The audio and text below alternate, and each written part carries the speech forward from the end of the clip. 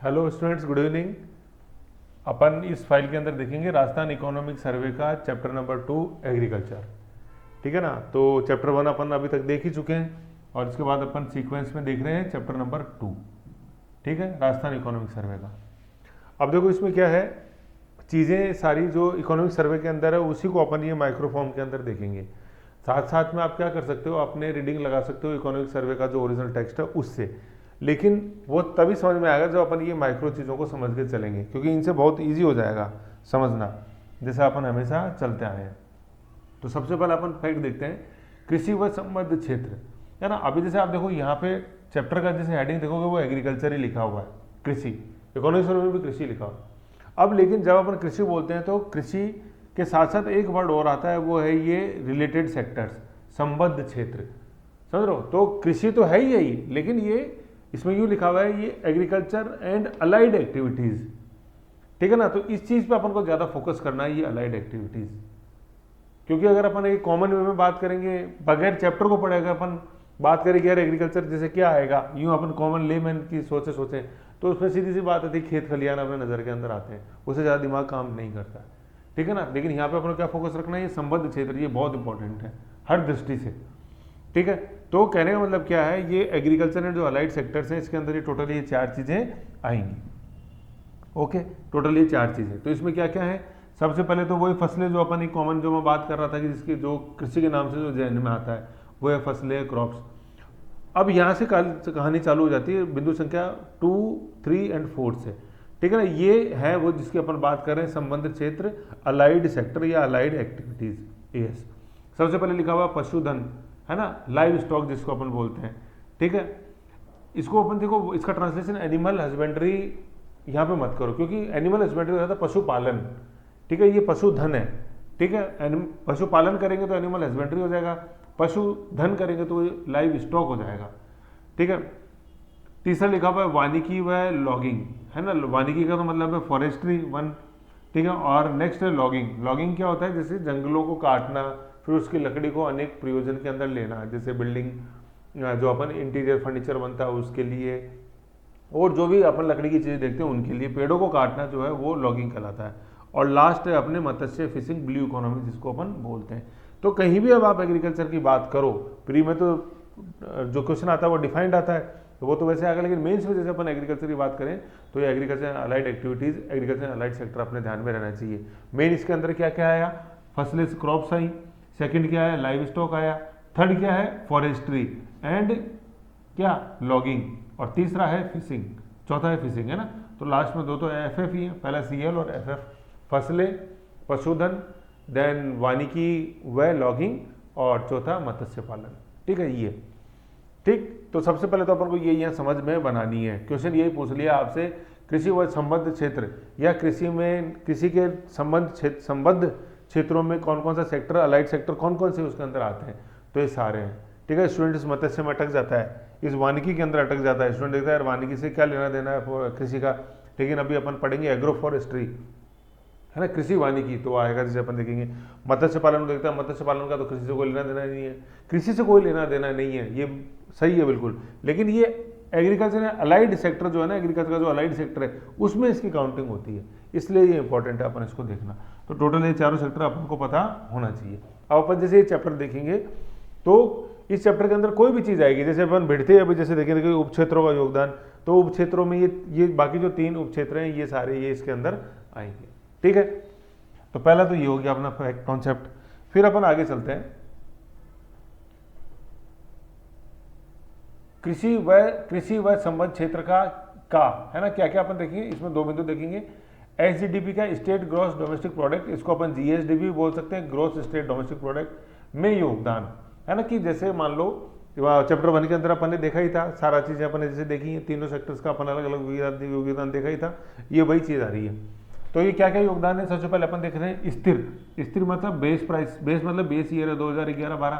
ठीक है। तो उसमें अपने इसका कितना योगदान है 26.2, ये अपन ने चैप्टर 1 में जो टेबल थी अपने बेस टेबल उसके अंदर भी ये था 26.2%। और प्रचलित मतलब करंट पे कितना है 26.7% है ना। और ये पिछले चैप्टर 1 में अपन ने देखा था कि करंट जो होता है ये हमेशा बेस से ज़्यादा होता है, क्यों ज़्यादा होता है? क्योंकि ये एडजस्टेड टू इन्फ्लेशन होता है। बेस का तो बात है 2011, ये अपन इकोनॉमिक सर्वे 23-24 की बात है, तो इसमें प्रचलित कीमतों पर अपन हमेशा ज़्यादा है, क्योंकि वो इन्फ्लेशन हमेशा बढ़ता ही गया। ठीक है ना? तो 26.2 26.7 मतलब 0.50% का दोनों में फर्क है। ये चीज़ अपन यहाँ पर देखनी। ठीक है, काफ़ी इंपॉर्टेंट फैक्ट है ये। फिर दूसरा वृद्धि दर, वेरी इंपॉर्टेंट, कि एग्रीकल्चर अलाइड एक्टिविटीज के अंदर ग्रोथ रेट क्या है। तो अगर अपन वही बात करें तो वो दोनों चीज़ हो पाएगी, स्थिर एंड प्रचलित। स्थिर मतलब बेस एंड प्रचलित मतलब करंट। तो स्थिर पे बात करें तो ये 2.1% और प्रचलित करंट पे बात करें तो 9.04। इसमें डिफरेंस कितना है? तो सर इसमें तो 7% का डिफरेंस है, बिल्कुल ऐसे। यानी डिफरेंस क्यों आ रहा है? हमेशा मतलब प्रचलित करंट हमेशा ज़्यादा आएगी। क्यों आएगी? क्योंकि ये एडजस्टेड टू इन्फ्लेशन होती है। ठीक, तो ये चीज़ है। चैप्टर 1 में अपन ने स्थिर और प्रचलित अच्छे से देखा ही हुआ है। एक बार कोई कन्फ्यूजन हो रहा है, भूल गए हैं, समझ ज़्यादा हो गया चैप्टर 1 एंड चैप्टर 2 के बीच में, उसके लिए मैं वापस आता हूँ। आगे कोशिश रहेगी कि ऐसा नहीं है, कंटिन्यूटी के अंदर अपन चले। ठीक है, तो एक बार उसको देख लेना। बेसिक 2011-12 के और करंट मतलब 23-24 वर्ष के हिसाब से। ठीक है, तो ये बेसिक फैक्ट अपन को पता होना चाहिए। अपन ने क्या देखा? कृषि व संबंध क्षेत्र का स्टेट ग्रॉस डोमेस्टिक प्रोडक्ट में योगदान कितना है। कि मान लो अपने देश, अपने राजस्थान राज्य की जैसे 100 रुपये इनकम है, तो उसमें एग्रीकल्चर का कितना % योगदान है? तो अगर बेस ईयर की बात से करें तो 26.2 है सर, और करंट रेट पे बात करें तो वो 26.7 है। इतना ही है। और वृद्धि दर के लिए एक वर्ड और लिखा हुआ है, CAGR, compounded annual growth rate. ये भी ये चीज़ है ना? ये उसको बोलने के तरीके हैं और कुछ नहीं है उसके अंदर। ग्रोथ रेट या CAGR, compounded annual growth rate. ठीक है, ये CAGR। ओके, फिर आगे चलते हैं अपन। ठीक है, ये CAGR कंपाउंडेड, ये ए से एनुअल है ना? Compounded annual growth rate. ठीक है, CAGR स्थिर मूल्य पर 2.1 और प्रचलित पे 9.04। 9% भी आ जाएगा, कोई दिक्कत नहीं है। ओके, ये चीज़ होगी। दूसरा फैक्ट ये हो गया। अब टेबल में आगे चलते हैं अपन। नेक्स्ट बिंदु है उप क्षेत्र का योगदान, है ना? सब सेक्टर, इसका ट्रांसलेशन अपन क्या क्या कर सकते हैं? या तो अपन सब सेक्टर लिख सकते हैं, या इसको अपन अलाइड एक्टिविटीज भी बोल सकते हैं, या अलाइड सेक्टर भी बोल सकते हैं। ठीक है, ये है। तो ये उप क्षेत्र कौन से आ जाएंगे? अभी अपन ने देखे थे, अपने टोटल 4 देखे थे। 4 में से पहला कृषि था, फसल। उसके आगे जो 2, 3, 4 लिखे वो सारे सब सेक्टर है। समझ गए? उसमें अपन देख रहे हैं कि इनका क्या क्या योगदान है। ठीक है, तो उप क्षेत्र है ना? तो एग्रीकल्चर तो हो गया, और ये यहाँ पे अपन ये चारों की बात कर रहे हैं। 2, 3, 4 की नहीं, चारों की बात कर रहे हैं। तो एग्रीकल्चर एंड अलाइड एक्टिविटीज में क्या है? पहले नंबर पे तो एग्रीकल्चर आता है, और 2, 3, 4 वो सेक्टर्स हैं। लेकिन कहने का मतलब एग्रीकल्चर के चारों ही सेक्टर्स हैं। एग्रीकल्चर के ये जो चारों एलिमेंट्स हैं, 1, 2, 3, 4, ये चारों ही एग्रीकल्चर के पार्ट हैं। ठीक है ना? एग्रीकल्चर तो एक ब्रॉड टर्म है। ठीक है, तो एग्रीकल्चर में सबसे पहले तो क्या आया? फसलों का उगाना आया, जैसे अपन ने देखा था, क्रॉप साइंस। सेकंड नंबर पे क्या आया? कि लाइव स्टॉक। सेकंड नंबर पे आया लाइव स्टॉक। थर्ड एग्रीकल्चर का एक एलिमेंट कौन सा होता है?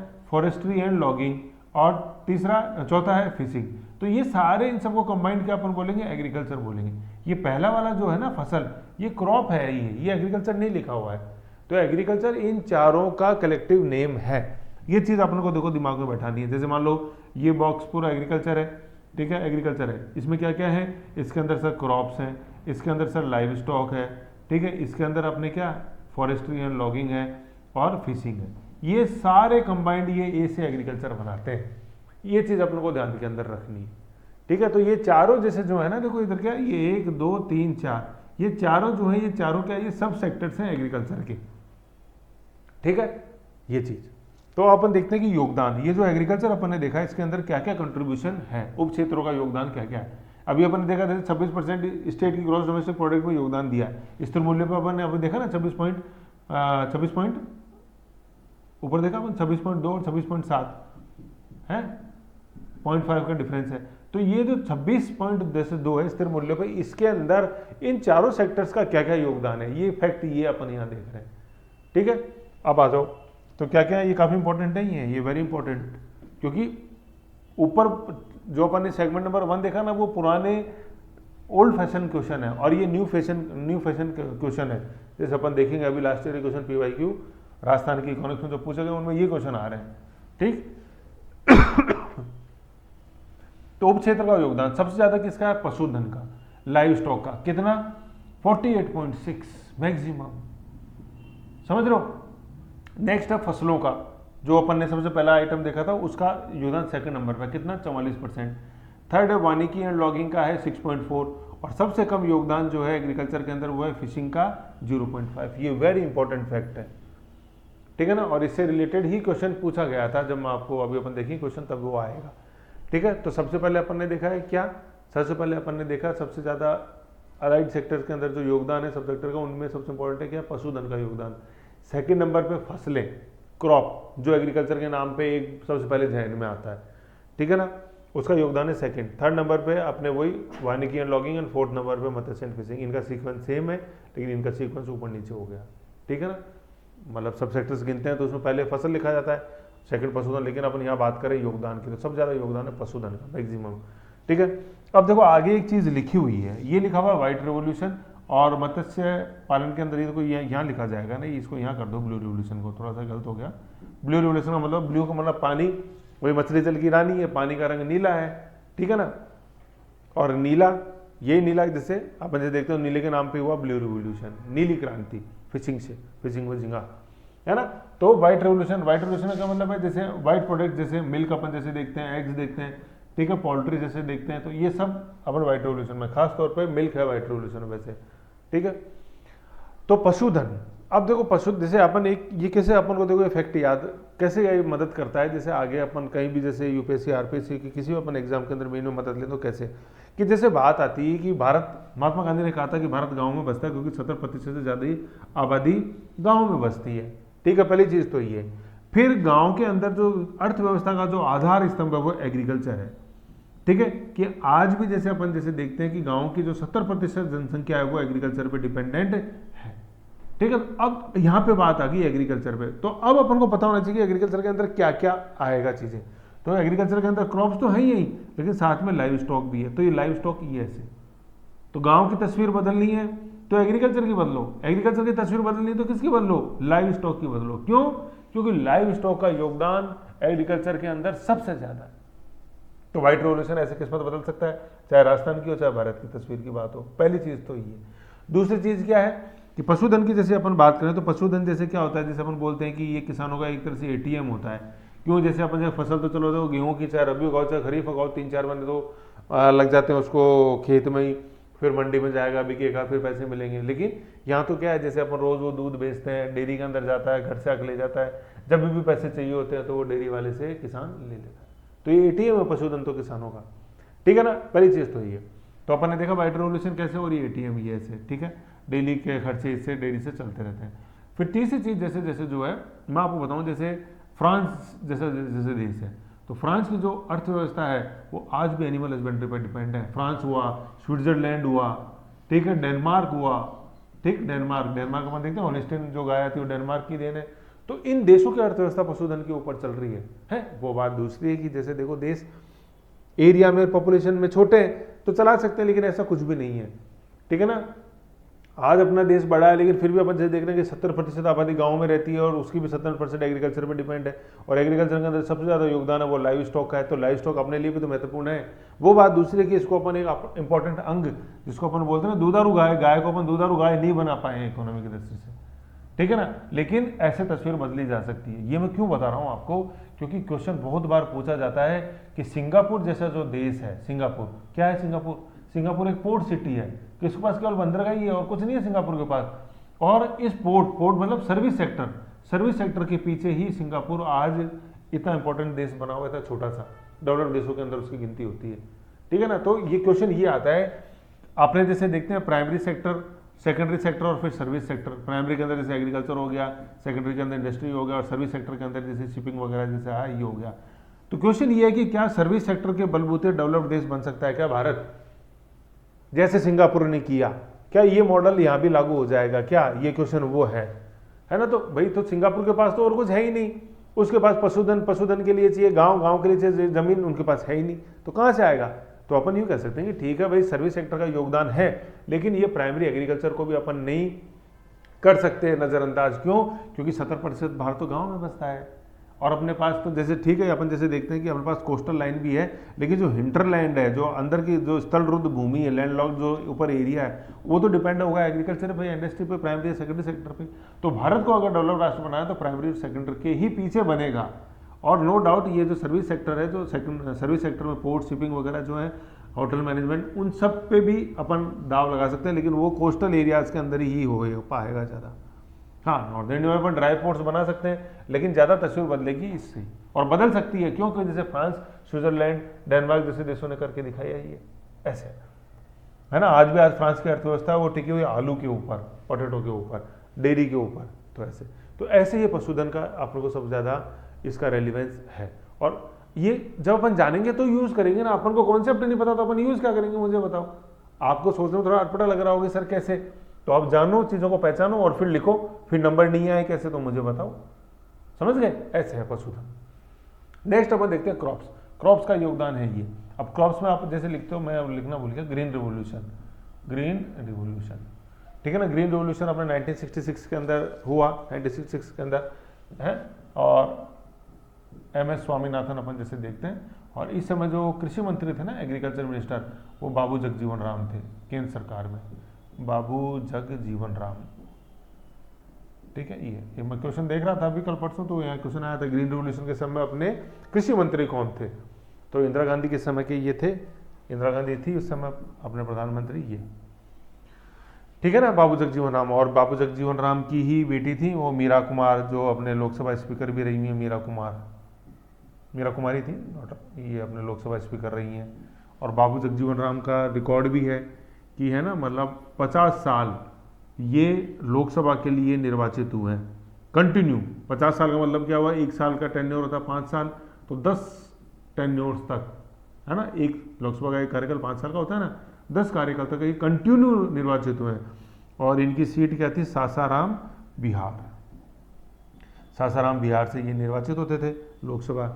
ये वर्ल्ड रिकॉर्ड है, Guinness book of world record के अंदर, बाबू जगजीवन राम, ठीक है, सासाराम बिहार से, ठीक है, ऐसे। और सासाराम बिहार के अंदर ये मकबरा है झील के अंदर, किसका, शेरशाह सूरी का, जो अपन देखते हैं मुगल इंडिया पढ़ते हैं, बाबर, हुमायूं, अकबर, देन बाबर, हुमायूं, देन फिर शेरशाह सूरी, फिर वापस हुमायूं, फिर अकबर, ये हो शेरशाह सूरी। 1540 से 45 का काल है हिस्ट्री के अंदर। तो शेरशाह सूरी का मकबरा है सासाराम बिहार में, झील के मध्य, एकमात्र मुगल कालीन मकबरा जो कि झील के बीच में स्थित है, वही सासाराम बिहार शेरशाह सूरी का मकबरा है ना। तो ये शेरशाह सूरी यहाँ सीन में क्यों आया, रोहतासगढ़ से, रोहतास अपने सासाराम बिहार, है ना। और सासाराम क्यों आया, क्योंकि बाबू जगजीवन राम आए सीन के अंदर। बाबू जगजीवन राम क्यों आए, क्योंकि ये हरित क्रांति आई सीन में। हरित क्रांति क्यों आई, क्योंकि दूसरा योगदान फसलों का, ऐसे लिंक करके ही चीज़ें आई हैं, कोई अलग से उड़ के नहीं आई हैं, है ना, ऐसे। और ये बाबू जगजीवन राम का जैसे आप जैसे देखोगे तो मतलब इनका जैसे बहुत शानदार जैसे पॉलिटिकल कैरियर रहा है, ये पूरा अपने से देखा, लेकिन सिर्फ अपने किसके कारण, अपने बेटे के करतूत के कारण, सूर्या नाम था इनके बेटे का, तो बेटे के करतूतों के कारण पूरी इनकी मटिया पलीत हो गई। ये जो पूरा इनका पॉलिटिकल टेन्योर था, है ना। और मतलब इतना बुरा अंत हुआ। ये व्यक्ति ऐसा था जो मतलब भावी प्रधानमंत्री था, इनको PM इन वेटिंग बोलते थे, जैसे लाल कृष्ण आडवाणी, वैसे बाबू जगजीवन राम, और इंदिरा गांधी के बिल्कुल राइट हैंड, देख लो एग्रीकल्चर रिवोल्यूशन के समय। लेकिन इतना बुरा अंत हुआ जिसकी हद नहीं है। लास्ट में तो मतलब इन्होंने अपनी पगड़ी उतार के, अपनी ये टोपी पहनते थे, गांधीवादी थे, वो उतार के, ठीक है ना, एक तरह से यूँ देख लो इनडायरेक्टली इंदिरा गांधी के पाँव के अंदर रख दी थी कि अब मेरी जो इज्जत है वो तुम्हारे हाथ में, सिर्फ ये बेटे के कारण। तो बेटे के करतूत ऐसे थे, मतलब किसी मतलब गर्ल के साथ अनअफेयर रिलेशन के अंदर पड़ के, फिर फोटो खींचने का शौक था इनको, पोलरॉइड कैमरा साथ में रखते थे। पोलरॉइड मतलब वो कि फोटो खींची और हैंड टू हैंड वो डेवलप होकर आ जाती थी, तो वो फोटो इनकी गाड़ी के अंदर मिल गई, ठीक है ना। और फिर वो जैसे वो न्यूज़ मैगजीन के अंदर छपी, फिर सोनिया गांधी, सॉरी क्या आपने राजीव गांधी के ब्रदर का नाम था, तो मैं नाम भूल गया, संजय गांधी, तो उनकी वाइफ जैसे मेनका गांधी, वो सब उस पर फोकस हुए। और फिर बाबू जगजीवन राम को डिफेम, मतलब इनको पॉलिटिकली इनको अलग करने के लिए उस चीज़ को पॉपुलर किया गया। ऐसे ही बाबू जगजीवन राम मतलब बहुत अच्छा करियर, लेकिन बेटे के कारण सिर्फ सारा वो तबाह हो गया। बाकी एक बार और गूगल में आप डालना, जब पढ़ने में आपको समझ में आ जाएगा कि लाइफ ऑफ बाबू जगजीवन राम या सन ऑफ बाबू जगजीवन राम की क्या हिस्ट्री है, सारी चीज़ें आ जाएंगी अपने, है ना। अपने को तो कहाँ थे, अपन चल रहे थे अपन फसल के ऊपर, तो ग्रीन रिवोल्यूशन से बात आई थी, तब मैंने बताया था आपको ग्रीन रिवोल्यूशन। तो ग्रीन रिवोल्यूशन में अपन नाम जानते हैं MS स्वामीनाथन का। वर्गीस कुरियन तो ये है अपने व्हाइट रिवोल्यूशन से, ग्रीन रिवोल्यूशन है MS स्वामीनाथन, एक नाम तो ये। दूसरा नाम उस समय प्रधानमंत्री इंदिरा गांधी और उस समय जो कृषि मंत्री थे वो बाबू जगजीवन राम थे, ऐसे था। ठीक है। और जैसे आप इसका वीडियो देखोगे तो काफ़ी कुछ आपको मिलेंगे, जैसे कि एक उस समय स्लोगन बहुत फेमस हुआ था जब ये चल रहा था ना कि यार बाबू जगजीवन राम की कैसे छींची हुई है, देखो ये। तो इंदिरा गांधी ने क्या था, उस समय एक स्लोगन फेमस हुआ था कि बाबू बीट्स बॉबी, है ना, ये स्लोगन था ये। तो बाबू तो ये बाबू जगजीवन राम है, और ये बॉबी क्या है, ये बॉबी मूवी है ऋषिकेश वाली, जिसमें वही गाना है हम तुम्हें कमरे में बंद हो। ये तो क्या था, बाबू जगजीवन राम की रैली थी रामलीला मैदान के अंदर दिल्ली में, ठीक है। तो उस समय इस रैली को फ्लॉप करने के लिए इंदिरा गांधी ने दूरदर्शन के ऊपर ये फिल्म जो थी बॉबी, इसका टेलीकास्ट करवाया, और उस समय रिलीज हुई थी बॉबी, 3-4 साल ही हुए थे। तो इतनी फेमस मूवी का दूरदर्शन पे आना बहुत इंपॉर्टेंट बात थी। तो लोग, इंदिरा गांधी ने देखा कि शाम को ये जिस समय आएगी बॉबी दूरदर्शन पे, तो लोग बाग ये मूवी देखेंगे, इस रैली के अंदर नहीं आएंगे। रैली को फ्लॉप करने का आइडिया था इंदिरा गांधी का, लेकिन उस रैली के अंदर इतनी भीड़ आई कि आज तक वो अपने आप में एक रिकॉर्ड है। और रामलीला मैदान में बाबू जगजीवन राम की रैली हुई, तब ये स्लोगन आया था कि बाबू बीट्स बॉबी, है ना, मतलब बीट्स मतलब पछाड़ दिया इस बॉबी मूवी को भी, इतनी पॉपुलरिटी बाबू जगजीवन राम की, ठीक है ना। लेकिन फिर वो जो बेटे का अंत हुआ तो अपन क्या करें, तो यूँ कह सकते हैं अपन की सन बीट्स बाबू, कि सन ने पीट दिया था बाबू को, जबकि ये बॉबी नहीं पीट पाई थी बाबू को, लेकिन क्या करें, किस्मत। खैर चलो कोई बात नहीं, ये सब वो मैंने भी जैसे देखा ही था तो मुझे अच्छा लगा, तो मैंने शेयर किया, क्योंकि अपने आप में इस व्यक्ति का अपने को पता होना चाहिए। चलो पशुधन अपन ने देख लिया कैसे किस्मत बदल सकता है, फसलें दूसरा योगदान है। तीसरा है वानिकी एंड लॉगिन का। तो नो डाउट मैंने माना कि भाई कम है अभी योगदान, लेकिन इसकी चांसेस अपने को डेवलप करने की है। खास तौर पे अपने जैसे अपन जैसे देखते हैं कि अपने जहाँ फॉरेस्ट ज़्यादा पाए जाते हैं, जैसे डूंगरपुर में है, बांसवाड़ा के अंदर है, झालावाड़ है, बारा है, ये है। तो ट्राइबल एरिया के अंदर अपन यहाँ पे बदल सकते हैं, जहाँ पे अपन क्या पाते हैं, अपन ट्रॉपिकल फॉरेस्ट पाते हैं, tropical evergreen forest. Tropical evergreen forest अपने डूंगरपुर बांसवाड़ा के अंदर ही मिलते हैं। EF क्लाइमेट है यहाँ पे, अपन कोपन का जो अपन जैसे देखते हैं क्लासिफिकेशन EF, ठीक है, ये फॉरेस्ट्री एंड लॉगिंग का। फिर चौथा है मत्स्य पालन, है ना। देखो मत्स्य पालन जो काफी इंपॉर्टेंट है, इसको समझो आप। ब्लू इकोनॉमी, ब्लू रिवोल्यूशन भी है ना ब्लू रिवोल्यूशन। एक देखो क्या पशुधन के अंदर अपन जैसे मिल्क आपको लिखा है तो वो व्हाइट रिवोल्यूशन हो गया। एक एग, और मैंने बताया था ना, एग में डैश करके लिख लो सिल्वर रिवोल्यूशन, सिल्वर रिवोल्यूशन, जैसे जो अपन एग के लिए बोलते हैं, ठीक है ना, सिल्वर। और इधर जो अपने आया था ना फसलों में एक लिख लो फूड प्रोसेसिंग, उसको अपन बोलते हैं पिंक रिवोल्यूशन। फूड प्रोसेसिंग क्या होता है, जैसे टमाटर उगाया, फिर टमाटर को आपने केचप के रूप में डेवलप करके आगे बढ़ा दिया, चिप्स बना दिए पोटैटो की, तो वह फूड प्रोसेसिंग है ना। Food processing is pink revolution, egg is silver revolution, milk is white revolution, fishery is blue revolution, है ना। ये मोटा मोटा है। तो देखो मत्स्य पालन क्या है, ये कैसे काम आएगा, जैसे आपको मैं बताता हूँ। देखो मत्स्य पालन जैसे क्या है कि अभी जैसे अपन जैसे पढ़ेंगे कि भाई जैसे आपने चाहे वो मुख्यमंत्री जल स्वावलंबन हो, अटल जल जीवन मिशन हो, या अपन जैसे देखते हैं नेशनल लेक कंजर्वेशन प्रोग्राम है, तो लेक्स को अपने को कंजर्व करना है। तो जैसे लेक्स जैसे कंजर्व होंगे तो ये मत्स्य पालन भी उसके अंदर बढ़ेगा। भाई मछली के लिए चाहिए जल के लिए चाहिए एक वाटर बॉडी आगे बने, तो तालाबों के पीछे जैसे बांधों के पीछे बन सकती है, तालाब बन सकते हैं, लेकिन उनका रखरखाव अच्छा हो। जैसे कानोता बांध अपन जैसे देखते हैं तो उनके अंदर इंडस्ट्रियल वेस्ट जाता है तो ये मछलियाँ मर जाती हैं, है ना। तो इन तालाबों का रखरखाव अच्छा होना चाहिए। तो अपने जैसे कानोता है, बिसलपुर है, ठीक है ना, यहाँ जैसे ये अपने यहाँ पे ये इंपॉर्टेंट सेगमेंट्स हैं, ठीक है। तो यहाँ पे मत्स्य पालन अच्छा होता है। तो इसका अभी योगदान कम है, तो जितना कम योगदान है उतनी ही ज़्यादा उसके अंदर क्षमता है आगे विकास होने की, बशर्ते इसके महत्व को समझा जाए और जो इसके इंपॉर्टेंट पॉइंट्स हैं स्थल है उनके संरक्षण के ऊपर ध्यान दिया जाए, ठीक है। अब जैसे जलमहल में ही हो सकती है, लेकिन हमारी सरकार इतना ध्यान नहीं देती है तो इतना नहीं हो पाता वहाँ पे मत्स्य पालन, बात सी, ठीक है। तो ये उप क्षेत्रों में योगदान हो गया। तो सबसे ज़्यादा योगदान है वो है पशुधन का, देन क्रॉप्स का, फिर तीसरा और चौथा सीक्वेंस वही है फॉरेस्ट्री एंड लॉगिंग का, और चौथा है अपने किसका, मत्स्य पालन का। ये योगदान अपन ने पढ़ा है, कि स्टेट ग्रॉस डोमेस्टिक प्रोडक्ट में एग्रीकल्चर के अलाइड एक्टिविटीज का क्या योगदान है। फिर अपन देखते हैं उप क्षेत्र में वृद्धि। जैसे ऊपर अभी अपन ने देखी थी कौन सा सेक्टर किस रफ्तार, सबसे ज्यादा रफ्तार से कौन सा बढ़ रहा है, ऐसे। तो सबसे पहले अपन देखो कितना इंपॉर्टेंट या कितना गजब का फैक्ट है, सबसे ज्यादा रफ्तार से बढ़ने वाला कौन सा एग्रीकल्चर के अंदर सेक्टर, गगन, मत्स्य है, फिशरी। अब देखो नो डाउट इसका योगदान सबसे कम था, लेकिन सबसे ज्यादा बढ़ने की दर वो ये इसी के अंदर है। अब देखो ये कैसे कॉन्सेप्ट काम करता है, देखो अपन देखते हैं कि दो गिलास है पानी के, है ना।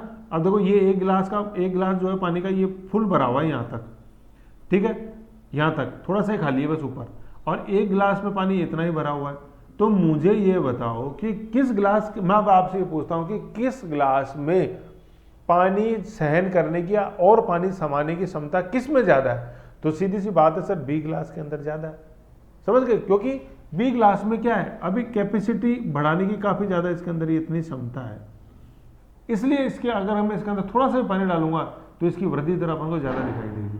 और जबकि ये गिलास तो पूरा भरा हुआ है, अब मैं इसको थोड़ा सा भरूंगा तो कोई फर्क ही नहीं पड़ेगा, वो वृद्धि दर पकड़ में भी नहीं आएगी। पहली बात तो गुंजाइश ही कम है, ठीक है ना। तो ऐसा ही मत्स्य के अंदर है, क्योंकि इसके अंदर गुंजाइश बहुत ज्यादा है, इसलिए इसके अंदर वृद्धि दर सबसे ज्यादा है, समझ रहे हो। अब पानी अगर मैं डालने की, इन दोनों ग्लास में पानी डालने की मैं शुरुआत करता हूँ तो इसके अंदर तो सर बस इतना ही ज्यादा कि एक जग पानी और आ सकता है, लेकिन इसके अंदर तो सर कम से कम 10-15 जग पानी समा सकते हैं, है कि नहीं है। तो इसलिए इसकी वृद्धि दर ज्यादा है, क्योंकि इसके अंदर गुंजाइश ज्यादा है।